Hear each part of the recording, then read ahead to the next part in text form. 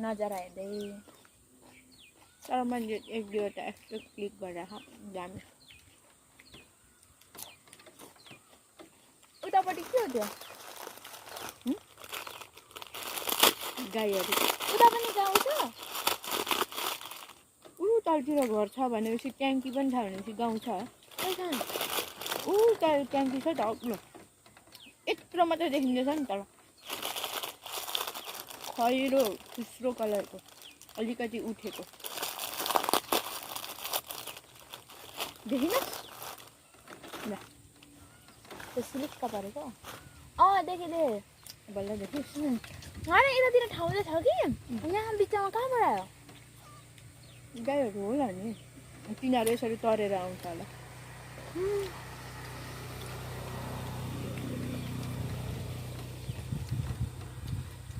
बडा क्षेत्रको गाईको के कुरा गर्नु हात्ती जस्तो कोसी तर्दिन्छ भने ब्याटल भइरहेको नि अहिले सध्या तिनीहरू तरेर आउने होला